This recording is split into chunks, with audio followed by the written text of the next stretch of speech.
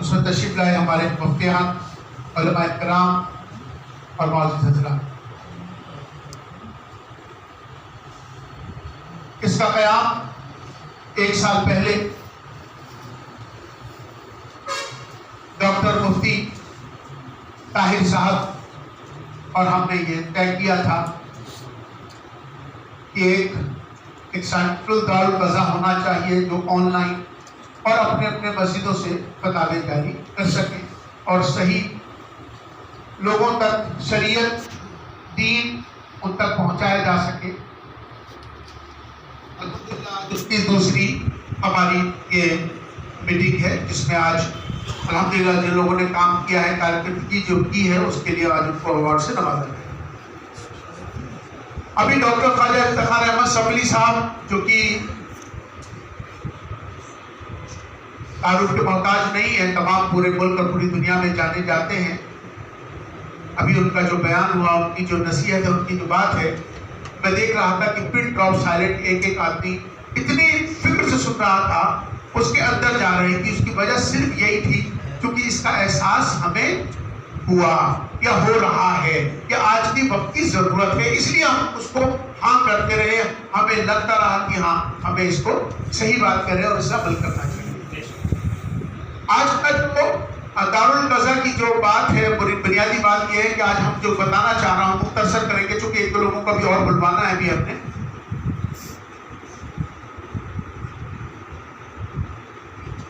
Central دارالقضا کے حوالے سے ابھی کچھ مشورے بھی آئے تھے، ابھی کچھ لوگوں مشورے بھی کیے تھے، میں سن رہا تھا۔ ایک تو نکاح نامہ، چونکہ سینٹرل دارالقضا سے جڑے قاضی بھی ہیں اور تمام مفتیان بھی ہیں، نکاح نامہ ایسا بنے کہ جس میں پیچھے آربیٹریشن کا کلوز بھی ہونا چاہیے۔ نکاح کیا ہے لوگوں کو نہیں معلوم۔ نکاح ایک کانٹریکٹ ہے اسلام کے اندر، بندھن نہیں ہے۔ ان کے ہاں بندھن ہے، ہمارے یہاں بندھن نہیں ہے، یہ جنم کا بندھن نہیں ہوگا۔ ہمارے ہاں شادی ایک کانٹریکٹ ہے۔ جب ایک کانٹریکٹ ہے، نکاح کانٹریکٹ ہے، تو اس کے ساتھ ایک آربیٹریشن بھی ہونی چاہیے۔ آربیٹریشن کا پیچھے اس میں شرائط نکاح نامے میں پیچھے ہونے چاہیے کہ بھئی اگر اختلاف ہوتا ہے، بھئی بہت سے لوگوں کو اختلاف ہو جاتا ہے، اختلاف میں جھگڑے ہو جاتے ہیں، نہیں چل پاتی ہے، تو اس کو رجوع کہاں کریں گے، پھر اس کو کیسے کریں گے، تو وہ آربیٹریشن کا کلوز نکاح نامے میں ہونا چاہیے۔ دوسری بات یہ ہے کہ خلا نامہ مرتب ہونا چاہیے۔ میں نے مفتی صاحب کو بول دیا ہے، چیف قاضی صاحب کو شاید مرتب ہو بھی گیا ہے۔ اسی طرح سے طلاق نامہ بھی، وہ بھی ایک مرتب ہو گیا ہے جس کی ضرورت ہے۔ دیکھیے دارالفتہ کا قیام، سینٹرل دارالقضا کا قیام کیوں ہوا کہ ہمارے پاس چونکہ نکاح کے معاملات تو اتنا تو ہو گئے کہ شادی کر لی، نکاح ہو گیا، لیکن اس کے بعد کے جو مسائل ہیں وہ ہمارے مسجدوں سے یا وہاں دارالفتہ بہت بڑے پیمانے پر نہیں ہے، تو جس کی وجہ سے اس میں بہت ساری دقتیں دشواری سامنے آ رہی ہیں۔ پہلی بات تو میں آپ چونکہ مفتیان یہاں بیٹھے ہیں، نکاح کے لیے جاتے ہیں، ایک بات تو یاد رکھیں، معاشرے کے اندر ایک بہت بڑی برائی اس سمے ہمیں جو دکھ رہی ہے کہ شادیاں 1 سال سے زیادہ نہیں چل رہی ہیں۔ یہ سب آپ کو معلوم ہے معاشرے کے اندر کیا برائی ہے۔ شادیاں 1 سال سے زیادہ نہیں چل رہی ہیں، اس کی ایک بہت بڑی وجہ ہے۔ اس کی جو بہت بڑی وجہ ہے جو ہماری سمجھ میں آئی کہ نکاح کو ایک تو عام کرنا تھا اور نکاح کو مسجد میں کرنا تھا، لوگ سڑکوں پہ کرنے لگے۔ تو جو سڑک ہے تو وہاں پر آپ نکاح کریں گے، اللہ کے نبی کہہ رہے ہیں مسجد میں کرو، آپ کہہ رہے ہو سڑک پہ کروں گا۔ عیسائی بادشاہ بھی نکاح کرتا ہے اپنے چرچ میں، یہودی بادشاہ بھی نکاح کرتا ہے سینیگوگ میں، سکھ لوگ بھی اپنا نکاح کرتے ہیں گرودوارے میں، اور ہندوؤں کے یہاں رواج بھی مٹھ اور مندروں میں اپنے لگا۔ لیکن مسلمانوں نے اللہ کے نبی صلی اللہ علیہ وسلم کہہ رہا مسجد میں جاؤ، کہہ رہے نہیں ہم تو سڑک پہ آئیں گے، اور ہوٹلوں میں اور سڑکوں پہ جا کے نکاح ہو رہے ہیں۔ اور میں دعوے سے کہہ رہا ہوں کہ جو نکاح سڑکوں پہ ہوگا وہ اس میں برکت آ ہی نہیں سکتی، کیونکہ نکاح مسجد میں ہونا چاہیے تھا، جس عمل کو مسجد میں ہونا چاہیے تھا۔ یہ 2 لوگوں کا ملن نہیں، 2 خاندانوں کا ملن، اور وہاں سے پھر یہ اختلاف شروع ہو جاتا ہے سڑک سے۔ تو پھر رسوائی سڑک سے شروع ہو جاتی ہے. اگر یہ ہم مسجد کے اندر نکاح کرتے, مسجد میں ہم اس بات کو طے کرتے, آپ لوگ جو ہے یہ کہتے کہ بھئی ہم نکاح سڑکوں پہ نہیں, ہوٹلوں میں نہیں پڑھائیں گے, ہماری بابر کا جگہ مسجد ہے, آئیے مسجدوں میں نکاح ہوگا. اور میں دعوے سے کہہ رہا ہوں کہ جو نکاح مسجد میں ہوگا انشاءاللہ اس کا اختلاف ہو ہی نہیں سکتا, اس میں جھگڑا ہو ہی نہیں سکتا. تو یہ بہت بڑا مسئلہ ہے جس کے آپ کے سامنے لانا چاہ رہا تھا اور آپ کے سامنے بتانا چاہ رہا تھا. ہمیں نکاح کے لیے سب کو بار بار جمعے کی نماز میں اپنے بیان کے اندر اس بات کو ضرور رکھ دو کہ میں نکاح مسجد میں کر لو, اللہ کے واسطے نکاح. اور دوسرا دہیج کا لینا دینا جو بالکل اس کی پابندی لگے. علماء کرام مفتیان سب کی ذمہ داری ہے کہ اس کو کہیں کہ دہیج ایک لعنت ہے جس سے بہت ساری بچیاں بیٹھی ہوئی ہیں جن کی شادی نہیں ہو رہی, اس پر بھی ہمیں کام کرنا چاہیے.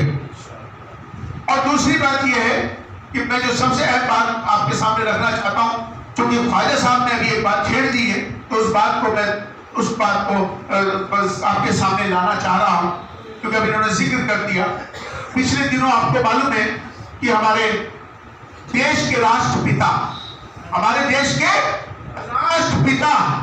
آدرنیہ ریسپیکٹڈ شری موہن بھاگوت جی یہاں تشریف لائے تھے نا, اور انہوں نے یہاں آنے کے بعد 1.5 گھنٹہ میرے ساتھ رہے اور 1.5 گھنٹے کے بعد ان کو ہم نے گزارش کری کہ میں کا میرا مدرسہ ہے وہاں بھی چل دیجئے, تو وہ میرے ساتھ مدرسے بھی گئے. اپنی زندگی میں پہلی مرتبہ وہ مسجد آئے, اپنی زندگی میں انہوں نے مسجد کو دیکھا جس طرح سے خواجہ صاحب نے بتایا, انہوں نے مسجد کو سمجھا, مسجد والوں کو سمجھا, مسجد کو سمجھ کے اسلام کو سمجھا, جو ابھی آپ کو بات خواجہ صاحب نے کہی. اس کے بعد وہ مدرسے گئے اور مدرسے جانے کے بعد 2 گھنٹہ مدرسے میں بچوں کے ساتھ بیٹھے. خدا کی قسم ان کے کیا تاثرات تھے, وہ ذہن کیا بنا کے گئے, وہاں ان کو کیا ملا آپ سوچ بھی نہیں سکتے تھے. میں آپ کو سب سے پہلے چونکہ بچوں نے سلام کیا تھا السلام علیکم, ان کا استقبال بھی کیا, سلام کر رہے تھے. تو میں نے ان سے پوچھا, میں نے کہا کہ یہ انہوں نے سلام کیا, آپ نے کہا ان کو وعلیکم السلام, ان کو اتنا تو پتا تھا, میں کہا اس کا معنی ان کو نہیں معلوم تھا, ان کا مجھے نہیں معلوم. جب ان کو یہ بتایا گیا کہ یہ بچے کہہ رہے ہیں کہ اللہ تعالیٰ آپ کو سلامت رکھے, یہ آپ کو دعا کی انہوں نے, اور آپ نے کہا وعلیکم السلام, اللہ آپ کو بھی سلامت رکھے, یہ دعا دی ایک دوسرے کو. اچھا ابھی خواجہ صاحب جیسا فرما دے, ان کو سلام تو ماننا پہلی بار کہاں پتا چلتا, ان کو وہاں پتا چلا. پھر اس کے بعد وہاں پر چونکہ وہ مدرسہ ایک ایسا مدرسہ ہے, قدیمی مدرسہ ہے, تو بات اذان پہ چلی.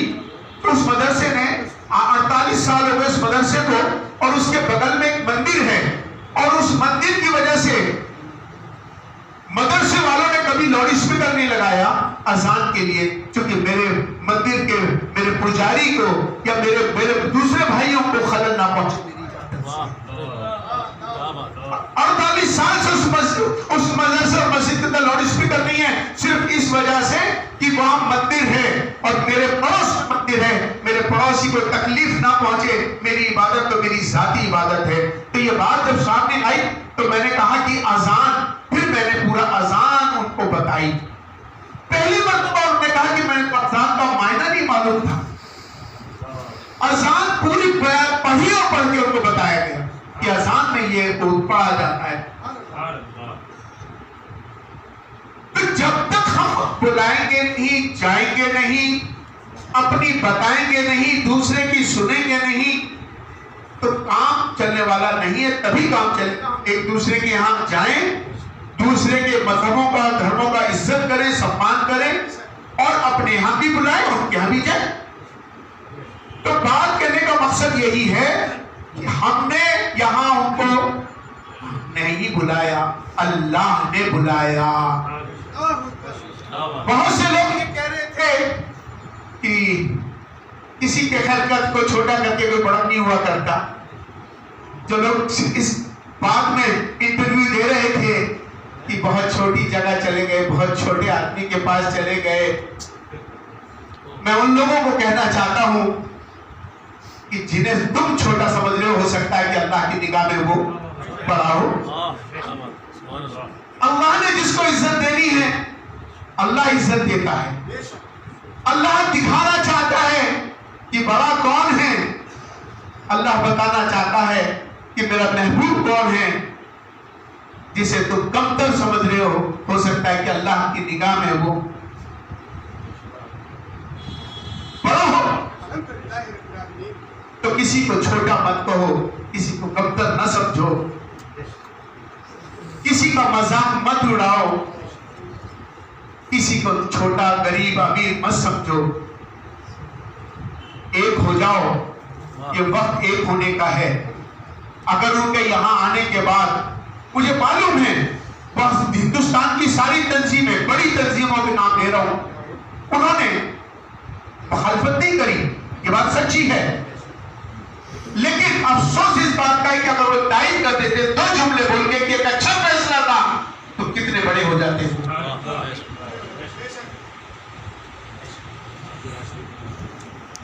لیکن میں اب آپ کو یہ بتانا چاہ رہا ہوں کہ آنے والے وقت میں مجھے تمام بڑے علماء, تمام تنظیموں نے بات چیت کری کہ بھئی اگر آپ نے بلایا تھا تو آپ اور بھی بن سکتے تھے. تو میں نے ان کو یہ بات کہی ہے کہ یہ میرا نجی دعوت نامہ تھا, میرے نجی دعوت پہ یہاں آئے تھے. ہاں البتہ اب آپ کہہ رہے ہو کہ تمام علماء کے ساتھ بیٹھنا ہے, تو میں آنے والے وقت میں ہندوستان کے تمام بڑے علماء کو, آپ بھی سب بڑے ہیں, اور سب کو بلا کے ان کو بلا رہا ہوں اور ان کے ساتھ بات چیت کرنے جا رہا ہوں. اور تمام اب اپنی فہرست بنا کے ہمیں نام دے دیجیے گا. بہت جلد آنے والے وقت میں دلی کے اندر میں ہندوستان کے تمام بڑے علماء اس میں شریک ہوں گے. ان کی فہرست بن چکی ہے, بڑے تنظیموں کی فہرست بن چکی ہے میرے پاس, ان کے نام آ چکے ہیں. تو آپ بھی اپنا اس میٹنگ میں شامل ہونا چاہتے ہیں تو آپ اپنا نام, اپنا پتہ, اپنا ای میل, یہ ساری چیزیں ہمیں فوراً جمع کراتے ہیں ہمارے سینٹرل دارالعلوم اپنا ایسے امام ہاؤس میں, جس سے کہ کیونکہ ہم جو میٹنگ بلائیں ان کے ساتھ اور تمام سارے علماء, چونکہ یہ میٹنگ صبح 10 بجے چلے گی اور تقریباً ہم اسے 4 بجے ختم کریں گے, چونکہ پہلی نشست میں ہم 5 منٹ سب کو بلوانے والے ہیں, تمام بڑے علماء کو. پھر ان کو بھی ہم سننا چاہتے ہیں, وہ بھی اپنی سنائیں گے. اور اس کے بعد ظہر نماز ہوگی, کھانا ہوگا. اس کے بعد ان کے سوالات ہوں گے آپ سے. ان کے من میں بھی آپ کے لیے سوالات ہیں, جیسے خواجہ صاحب نے فرمایا.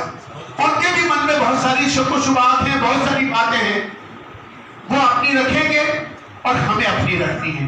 تو یہ 1 گھنٹے کا مل کے آپس میں وہ اپنی سنائیں گے, ہم اپنی سنائیں گے. اور اس درمیان اب کو جو غلط فہمیاں ہیں ہمارے اندر یا ان کے اندر کسی میں بھی, ان غلط فہمیوں کو ہم دور کریں گے.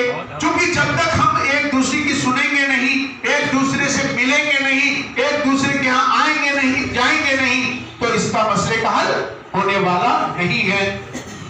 لے دے کر بنیادی بات یہی ہے, ڈائلاگ سنواد جو ہمیں اب میں آنے والے جلدی کرنے جا رہا ہوں, اس کا اعلان میں نے آج آپ کی اس میٹنگ میں کر دیا ہے بہت جلدی. لیکن اپنی تمام جو لوگ اس میں شریک ہوں گے علماء, اپنا نام فوراً ہمیں جلد سے جلد یہاں لکھوا دیں, جس سے کہ سارے لوگ اس میٹنگ میں شریک ہو سکیں. ہندوستان کے تمام بڑے علماء اس میں شریک ہو رہے ہیں. اس لیے میں چاہتا ہوں کہ اس میٹنگ کا دائرہ میں تھوڑا اور بڑا اور وسیع کرنے جا رہا ہوں. پہلے تو ارادہ میرا صرف 50 کا تھا, پھر وہ دائرہ بڑھ کے 100 ہو گیا ہے. لیکن دیش بڑا ہے, ملک بڑا ہے, اور ہماری تنظیمیں بہت ساری بڑی ہیں. ان پہ مد نظر رکھتے ہوئے اب میں نے اس کی 500 علماء کی بیٹھک کا طے کر لیا ہے.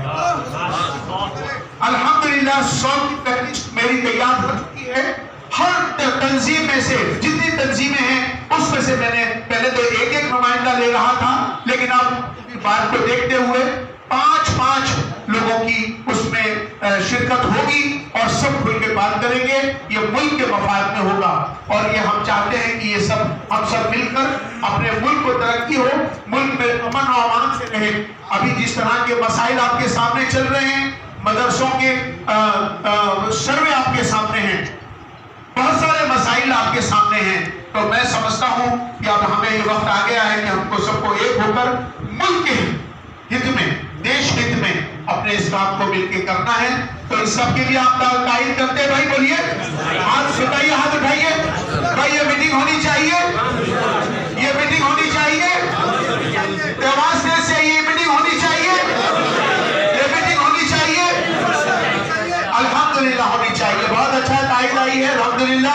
اسی طرح سے ایک ہو کر رہیں، چونکہ یہ آل انڈیا امام آرگنائزیشن جس نے یہ فیصلہ لیا الحمدللہ کہ ہم سب مسلکوں سے دور، ہم ہر تنظیم کو، جتنی ہندوستان کی تنظیم ہے، کوئی چھوٹی یا بڑی کا مقصد یہاں نہیں ہوتا، ساری تنظیمیں انشاءاللہ اس میں شرکت کریں گی، کوئی ایسی ہوگی نہیں کہ اس میں نہیں چھوٹے، سب کو رہیں گے۔ ہمیں بڑوں کو بڑا ماننا ہے، بڑوں کو بڑا ماننا ہے، ان کو چھوڑنا نہیں۔ ان کی سرپرستی میں ہونے جا رہی ہے، کیونکہ نام تو میں ابھی بتا نہیں سکتا، لیکن ہمارے جتنے بڑے ہیں وہ سب اس میں سرپرستی کریں گے انشاءاللہ۔ ہم سب اس میں ان کے ساتھ رہیں گے، اور انشاءاللہ اپنے اس ملک میں سب اسی طرح سے ایک ہو کر اس کو وہ کریں گے انشاءاللہ۔ ٹھیک ہے، بہت بہت شکریہ۔ اور میں انشاءاللہ بنیادی بات یہی ہے، اب ہم سب کا استقبالیہ اور جو